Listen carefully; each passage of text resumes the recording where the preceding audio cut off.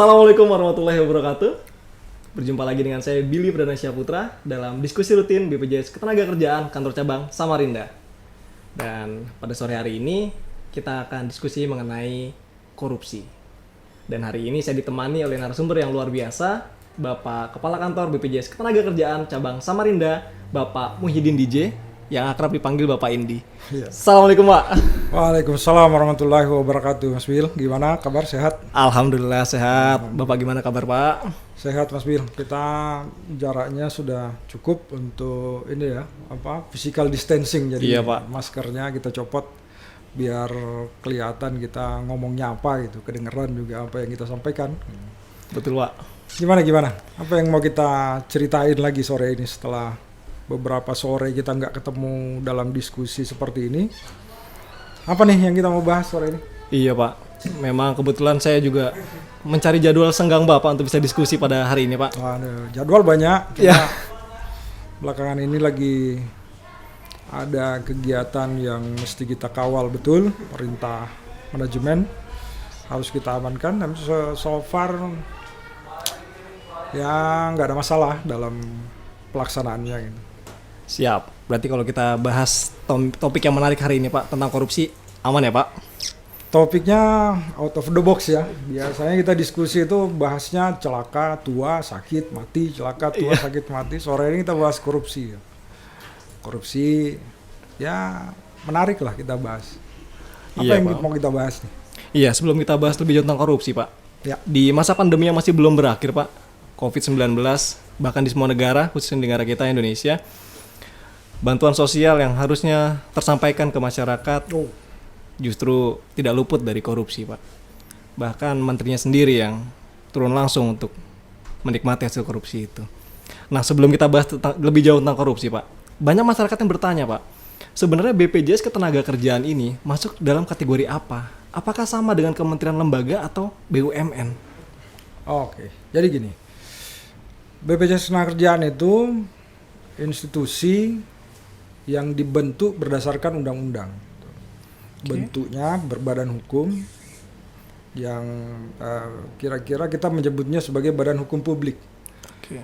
Nah, karena dia badan hukum publik, tentu saja terikat dengan peraturan perundang-undangan. Jadi kalau berkaitan dengan korupsi, saya kira clear bahwa BPJS Ketenagakerjaan juga termasuk dalam instansi pemerintah yang harus aware terhadap isu korupsi. Oke. Siap. Nah, menyangkut itu, Pak. Sebenarnya korupsi itu apa sih, Pak? Korupsi kalau kita cermati sebenarnya definisi sederhananya itu atau setiap orang yang secara sengaja melakukan pelanggaran hukum yang bentuknya itu atau tujuannya untuk memperkaya diri sendiri, kemudian memperkaya orang lain atau korporasi yang berakibat merugikan keuangan negara gitu.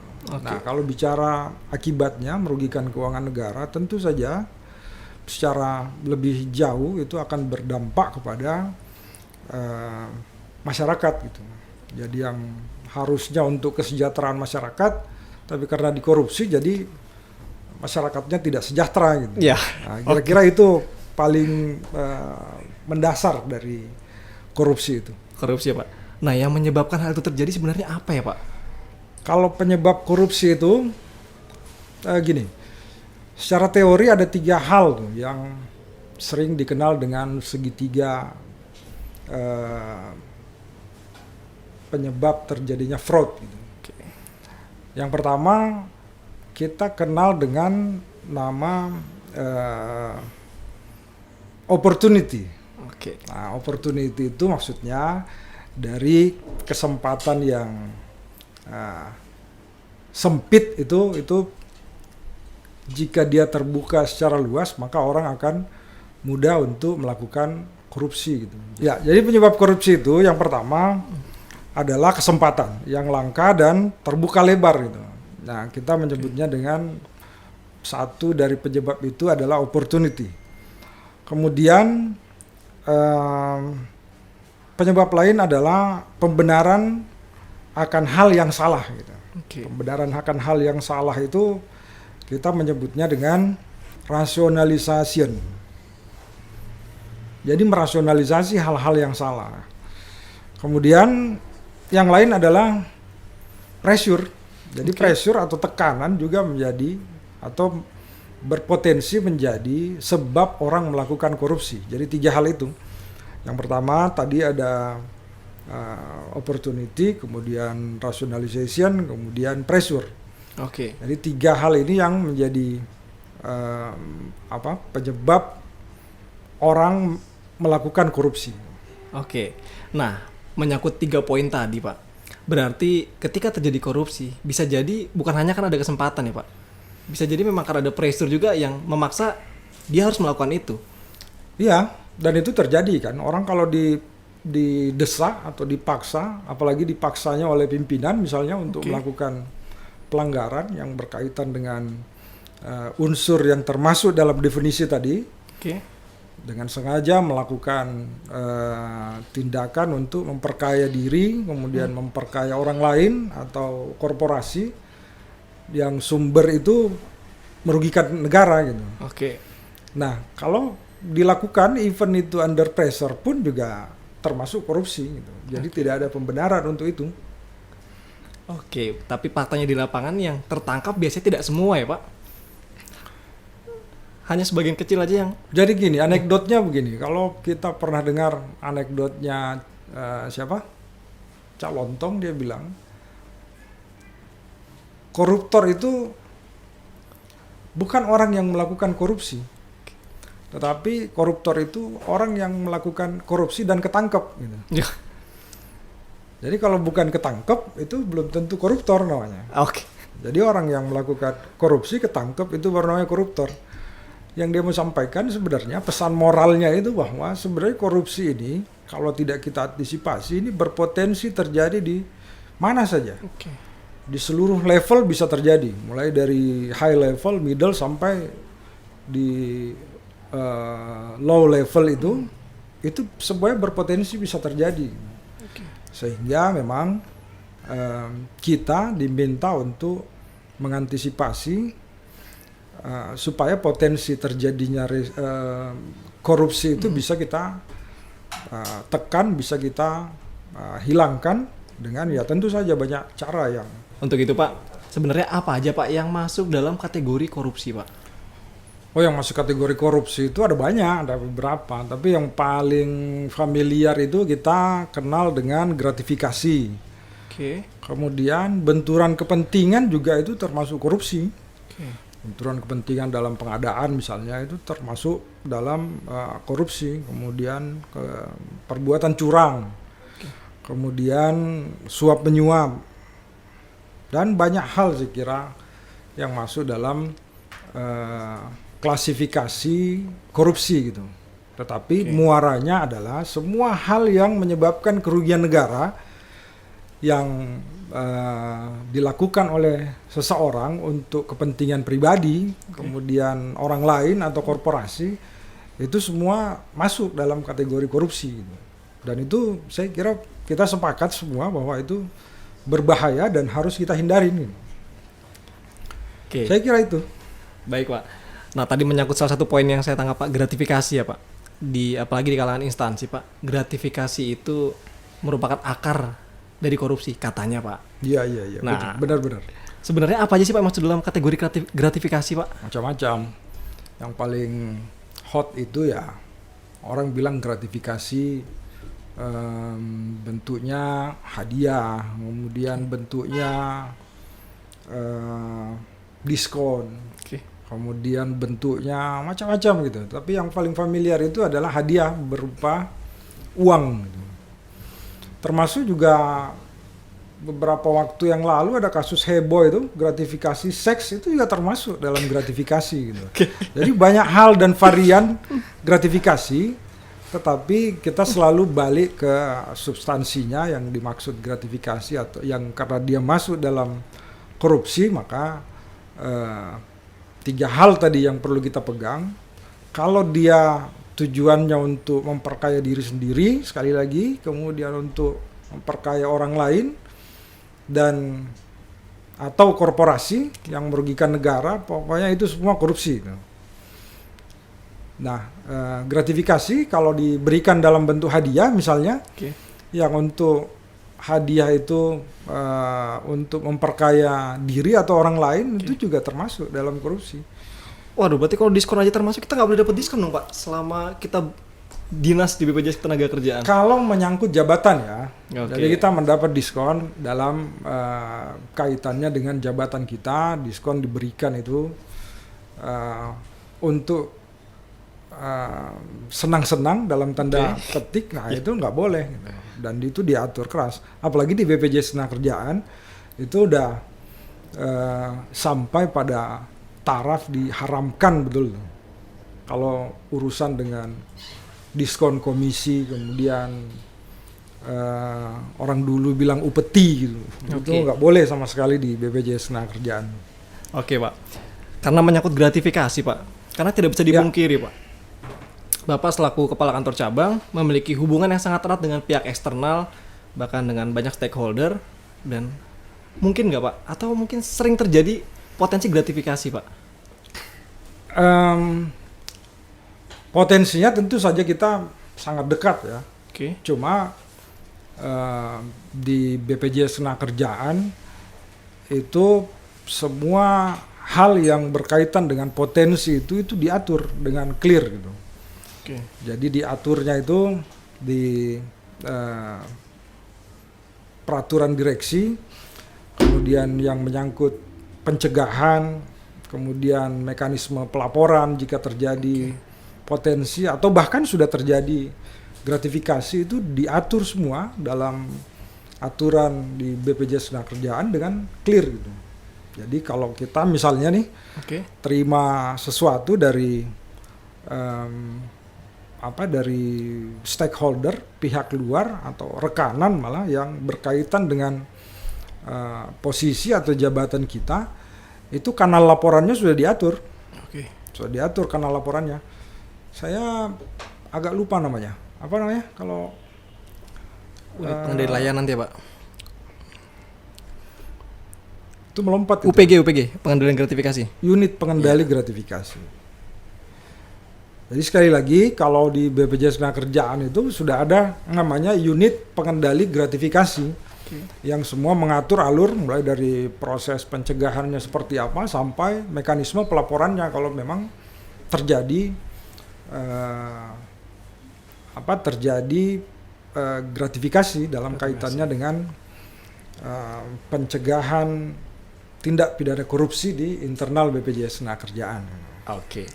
Berarti memang tidak bisa dipungkiri ya Pak, dalam kedinasan pun pasti ada ya Pak, bahkan memaksa ya, memberikan Pak Hendi tolong terima, ini sebagai bentuk terima kasih saya kepada Bapak. Ada, kalau itu udah beberapa kali terjadi, dan kita diupayakan untuk memang sedapat mungkin untuk tidak menerima. Tapi dalam kondisi tertentu, kalaupun memang harus diterima, BPJS Ketenagakerjaan ini sudah punya kanalnya gitu. Di unit pengendali gratifikasi itu sudah disiapkan mekanisme pelaporannya seperti apa, secara berjenjang seperti apa, kalau memang terjadi potensi untuk praktek penerimaan gratifikasi itu. Jadi bukan hal yang baru lah di kita. Kita setiap saat beririsan dengan potensi itu, kita diberikan atau kita tidak sadar dititipkan gitu. Kadang kan dititipkan ke siapa, disampaikan ke kita nggak ngeh gitu, begitu pulang atau dia misalnya barang yang klasifikasinya masuk gratifikasi, kita dalam posisi tidak ada di tempat, dititipkan ke kita, ya tidak bisa ngelak gitu. Nah, untuk itulah pentingnya kita paham tentang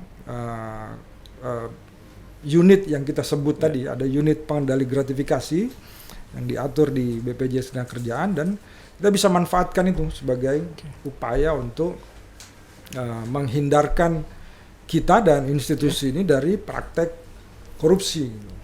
Berarti clear ya Pak, kalaupun memang ada dan kita menerima, kita tidak menikmati itu, tapi akan kita laporkan melalui unit pengendali gratifikasi ya Pak. Itu diatur kok itu, dan itu jelas. Dan setiap hari itu kita selalu melakukan proses internalisasi itu di seluruh komponen yang ada di BPJS Tenagakerjaan, khususnya di kantor cabang Samarinda ini. Jadi setiap hari kita lakukan proses reminder system gitu. Di momen-momen morning briefing, kemudian di percakapan keseharian kita itu juga sudah kita masukkan untuk saling mengingatkan antara satu dengan yang lain, karena semakin hari potensi terjadinya gratifikasi itu sangat besar dan melekat betul dekat dengan lingkungan kita, sehingga kita tidak punya pilihan lain, harus proaktif mengingatkan satu dengan yang lain di seluruh tim kita yang ada di kantor BPJS Tenagakerjaan Samarinda ini. Siap. Nah, sebagai penutup Pak, sebenarnya bagaimana komitmen Bapak sebagai Kepala Kantor Cabang Samarinda untuk mengatakan tidak pada korupsi, Pak? Jadi gini, sering saya sampaikan tuh berulang-ulang di kantor bahwa semua dari kita harus melek terhadap atau paham terhadap regulasi yang diatur oleh manajemen pusat. Nah, termasuk dalam hal korupsi, gratifikasi dan seterusnya itu, semua kita harus paham konteksnya tuh. Apa yang dimaksud dengan itu, kemudian ruang apa yang membatasi kita untuk melakukan itu. Nah, kalau semuanya sudah terinternalisasi dengan baik, maka semua dari kita punya tanggung jawab secara moral untuk menghindari potensi terjadinya tindakan korupsi atau potensi terjadinya gratifikasi di lingkungan kerja kita gitu. Nah, lebih jauh saya ingatkan bahwa jika ada potensi itu, tolong dikomunikasikan, tolong dieskalasi jika memang ranahnya ini abu-abu gitu. Nah, kalau abu-abu itu harus dieskalasi. Jadi kalau dari lowernya itu ke middle ke kacap misalnya. Kalau saya tidak paham juga akan saya eskalasi ke wilayah tentu saja. Tetapi prinsipnya adalah dalam rangkaian itu tidak boleh ada hal yang terjadi di kantor cabang Samarinda yang mainnya di ranah abu-abu. Ini gratifikasi atau bukan, ini gratifikasi atau bukan. Semua harus terjadi, semua harus clear gitu. Ini bukan gratifikasi, ini gratifikasi. Kalau gratifikasi kita salurkan ke kanalnya di unit pengendaliannya tuh. Ada mekanisme pelaporannya gitu. Kemudian juga ada upaya kita untuk melakukan komunikasi kadang ke teman bagaimana cara nolaknya gitu. Dalam interaksi komunikasi kita keseharian kan kita sudah sampaikan tuh.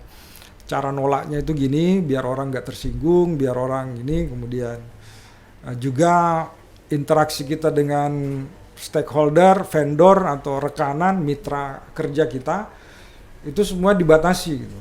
Tidak boleh kita menerima, jangankan menerima beramai-ramai apalagi sendiri ya. Ya, itu tidak dibolehkan. Nah, tapi yang terpenting adalah buat saya yang kita lakukan di unit kerja kita adalah kita terus berkomunikasi soal itu. Makanya saya agak tegas soal pelanggaran seperti itu. Redaksi saya itu kesalahan tidak sampai sama Anda sepanjang saya ngerti persoalannya gitu.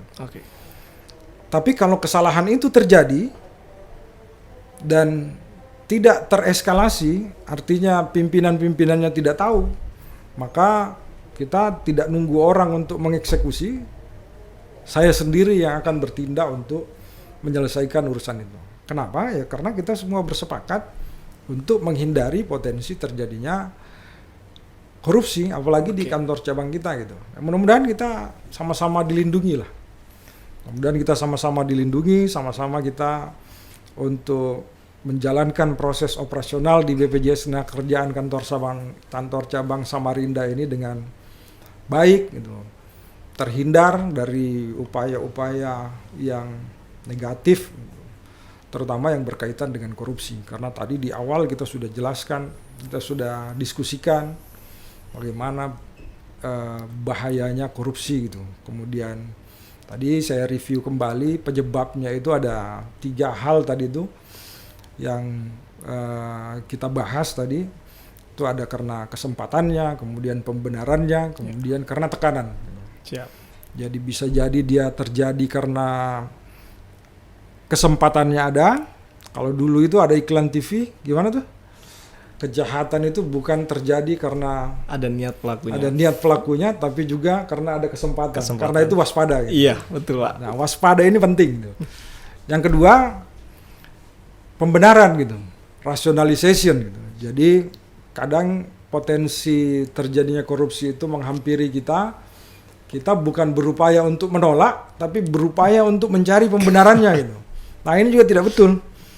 Jadi makanya tadi di awal kita sampaikan bahwa seluruh tim kita yang terlibat dalam tim kita itu harus paham betul aturan, harus paham betul rambu-rambu tentang korupsi ini, supaya tidak main di ranah abu-abu. Dan yang ketiga, pressure gitu. Saya kira kalau pressure, apalagi di internal kantor cabang kita, di kantor cabang Samarinda itu sudah tidak terjadi lagi. Tidak ada pressure dari atas ke bawah atau dari desakan dari banyak orang ke atas. Saya kira itu tidak ada. Karena sejauh ini evaluasi kita, seluruh tim yang ada di kantor cabang Samarinda sudah clear, paham betul yang mana yang masuk klasifikasi korupsi, gratifikasi dan seterusnya itu. Sehingga kita alhamdulillah sejauh ini masih dihindarkan dari perilaku korupsi tadi, karena ya sangat berbahaya Mas Bil. Itu juga saya minta untuk diingatkan terus ke teman-teman melalui media ini. Sekali lagi saya stressing lagi ke teman-teman yang ada di kantor cabang Samarinda, apalagi yang nonton nanti, itu jangan coba-coba melakukan tindakan yang melanggar ketentuan yang berkaitan dengan korupsi dan kejahatan-kejahatan yang nyerempet ke korupsi gitu. Lebih bagus kita menghindar daripada nanti kita kecebur bareng-bareng gitu. Iya Pak. Siap, berarti pada intinya kita komit ya Pak, bahwa BPJS harus komit dong. Siap. Boleh. Kalau komit harus komit lah kita. BPJS Tenaga Kantor Cabang Samarinda katakan tidak pada korupsi ya Pak. Katakan tidak pada korupsi. Jangan kayak yang dulu-dulu itu. Iya. Dulu kan ada iklannya. Iya, katakan tidak pada korupsi. Katakan tidak padahal korupsi. Iya. Nah, itu nggak boleh kayak gitu. Kalau ini mesti tegas, katakan tidak pada korupsi. Jangan pakai hal di belakangnya gitu. Iya. Jadi kalau katakan tidak pada korupsi, tegas tuh. Katakan tidak pada korupsi. Bukan katakan tidak pada hal korupsi. Siap.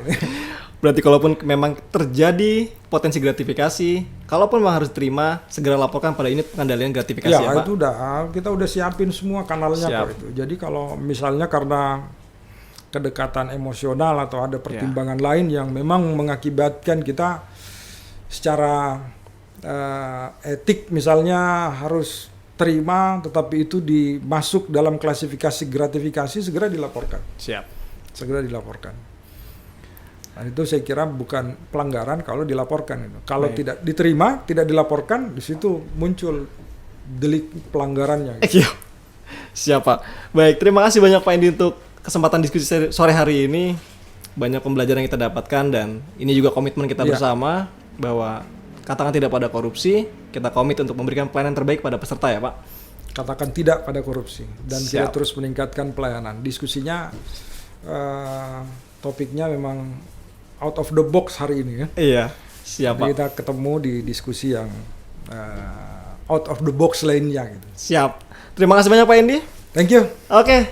Terima kasih semuanya yang sudah menonton diskusi kita sore hari ini tentang korupsi.